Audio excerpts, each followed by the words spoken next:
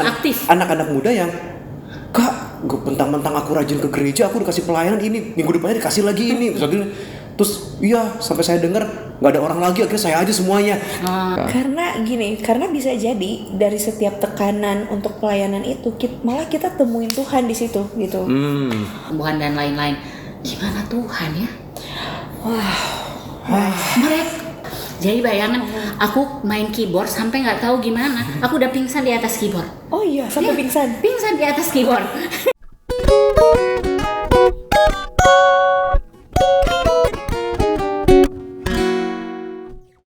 Oke.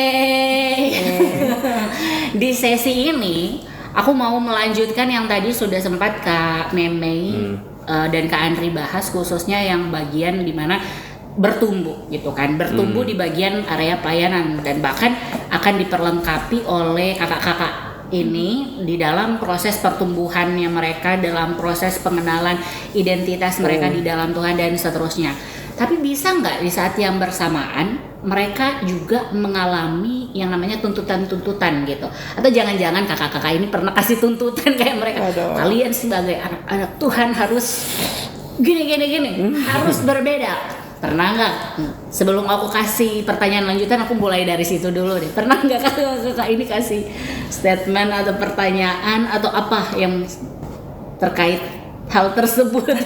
Terkait tuntutan. Iya, tuntutan. Kalian harus berbeda, kalian harus gini dan seterusnya. Pernah nggak? Kalau itu sih saya bukan pernah nggak pernah, itu harus. Waduh. Parah banget kan? Sebentar. Itu harus. Kenapa? Harus dituntut. Anak muda itu harus dituntut untuk melakukan kebenaran firman. Jadi tuntutan yang dimaksud di sini itu adalah untuk menyatakan misalnya mereka, kamu harus melakukan A, B, C. Misalnya contoh, kamu harus melakukan pelayanan, kamu harus jadi berbeda, kamu harus hindari pergaulan buruk, kamu harus ini tuh. Itu bukan sebuah tuntutan, tapi itu sebuah keharusan kalau saya. Kenapa? Itu sebagai bagian dari pembelajaran mereka di anak muda untuk menemukan, ini yang bahas sesi sebelumnya, identitas mereka. Jadi kita harus menyatakan bahwa ya kamu emang harus melakukan itu sebagai anak-anak Tuhan. Karena identitasnya anak Tuhan, ya kita ngomong itu identitasnya. Jadi bukan menjadi sebuah tuntutan ke arah yang buruk untuk menyiksa mereka, untuk membuat mereka lelah capek di gereja ataupun lelah capek dalam ikut Tuhan, bukan, tapi adalah sebuah pengajaran bahwa sebagai anak-anak Tuhan kamu emang dituntut berbeda. Kamu dituntut untuk melakukan lebih misalnya. Agar apa? Agar Kristus yang hadir dalam hidupmu, kita udah ngomongin gereja gitu ya. Agar Kristus yang hadir dalam hidupmu terlihat, sehingga apa yang dia dilakukan harus berbeda. Nah, yang jadi problem itu kan penerimaan dari si anaknya, gitu kan. Jadi penerimaan dari anak-anak muda ini, mereka sejauh mana menerima apa yang disampaikan itu menjadi sebuah tuntutan yang membuat mereka bisa lelah, bisa capek, bisa stres, atau menjadi motivasi untuk mereka melakukan dan menemukan indahnya hidup sebagai anak-anak Tuhan. Wah, indahnya melayani. Nah, iya. Indahnya menjadi anak Tuhan. Indahnya menjadi anak Tuhan, sehingga misalnya kamu harus pelayanan. Nah, instruksi bahasa gitu ya. Instruksi kamu harus jadi pelayanan ini, kita sebagai hamba Tuhan atau kita sebagai pelayan di gereja pun perlu penting bahwa ketika kita memberi apa tadi istilahnya tugas atau memberikan sesuatu buat mereka, sekali lagi itu untuk menolong mereka, dan kita bisa tahu juga akhirnya kapasitas si anak ini seberapa.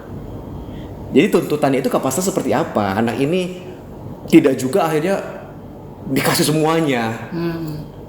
Kita penting juga melihat kira-kira kapasitas anak ini seperti apa.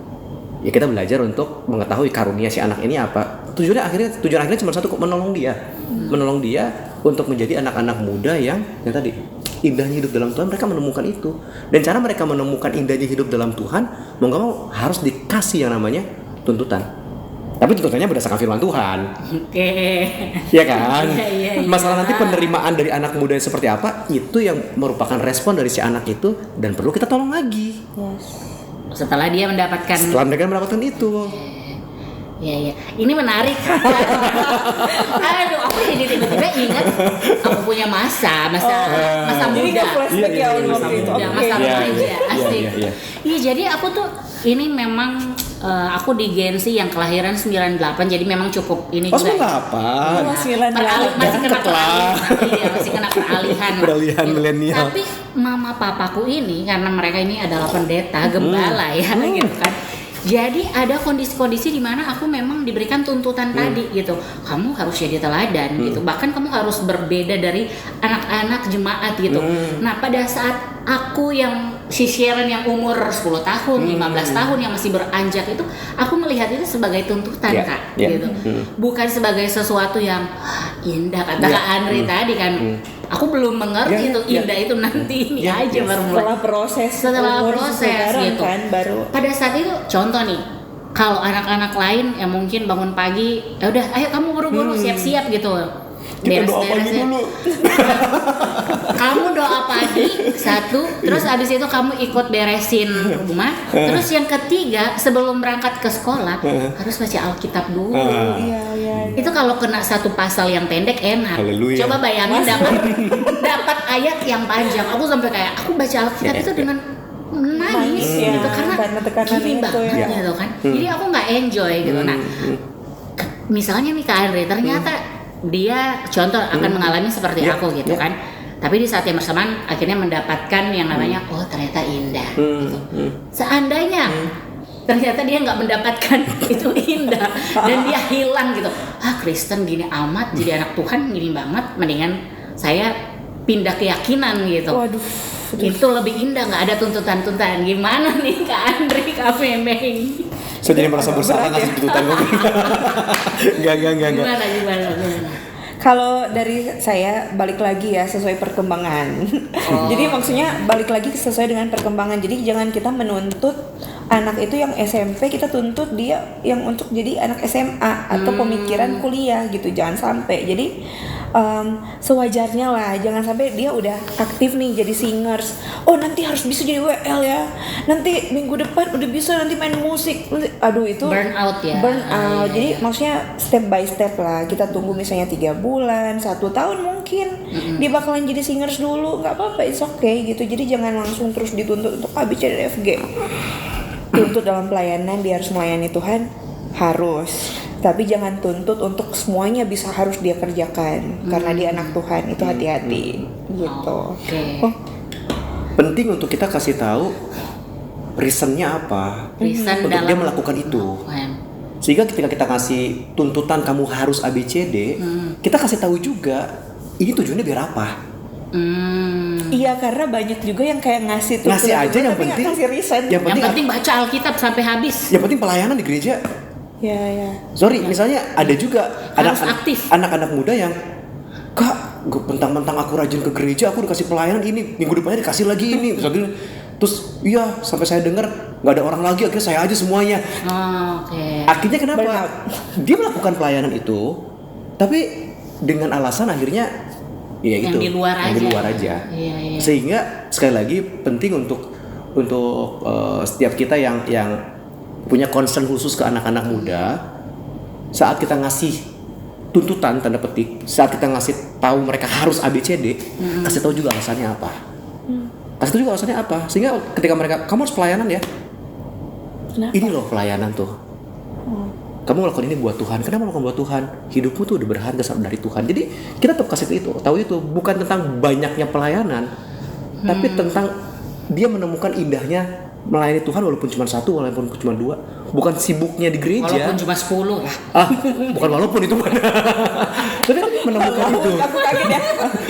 Menemukan itu. Walaupun cuma 10. Dan kondisinya misalnya tadi yang Sharon sampaikan, kita kasih, mereka nggak nemukan indahnya, iya kan? Sampai pada momen sepertinya semua anak-anak muda generasi misalnya umur SMP, SMA akan mengawali pelayanannya dari paksaan.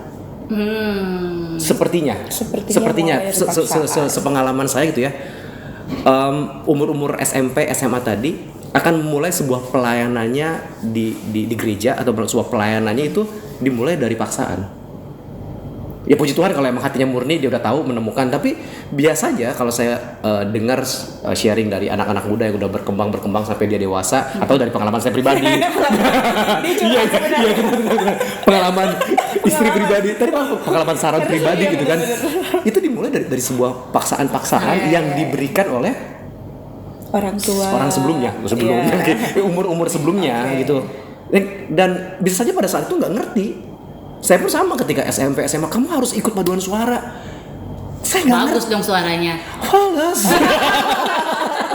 yang penting berdiri aja dulu. SMP kelas 2 atau SMP kelas 1 itu saya udah dituntut ikut paduan suara gereja.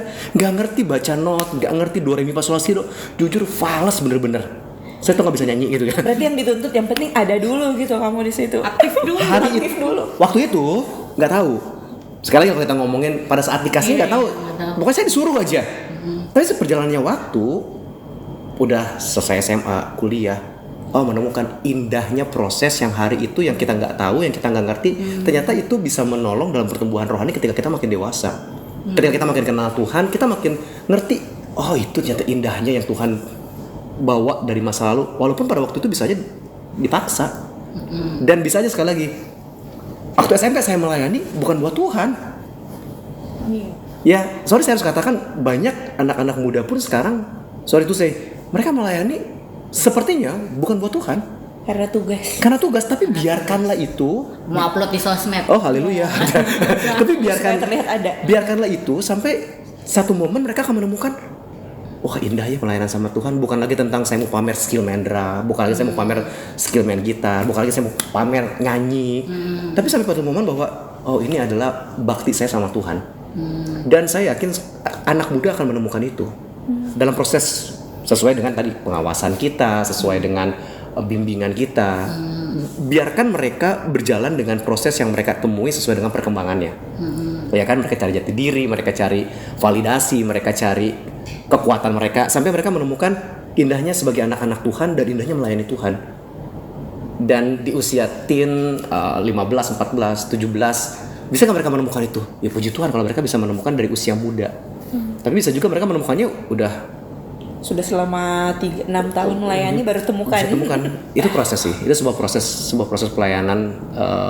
Proses indah itu ya. Proses indah itu. Tapi saya sangat yakin bahwa ketika kita tuntut mereka dengan benar, bahasanya gitu ya. Kita tuntut mereka dengan benar, kita kasih mereka kesempatan pelayanan dengan benar. Tujuannya kok akhirnya ntar sama-sama buat kemuliaan Tuhan kok. Prosesnya, dan biarkan proses itu berjalan dalam waktu yang anak itu temui. Dia punya hubungan dengan Tuhan. Dia punya hubungan dengan Tuhan, penting. Untuk kita kasih tahu terus, kita dorong mereka. Karena bisa jadi dari setiap tekanan untuk pelayanan itu malah kita temuin Tuhan di situ gitu. Karena itu pribadiku ya, kayak dulu orang tua tuh kayak ya udah kamu kan bisa nyanyi, ya udah kamu jadi singer gitu. Ya awalnya sih kayak ya udah ditugasin. Tapi akhirnya oh iya juga ya, aku kan nyanyi buat Tuhan ya. Oh iya juga, suaraku ternyata bagus karena buat Tuhan ya. Tuhan tuh kasih karena buat Tuhan. Aku menemui sendiri dari tekanan itu gitu ya.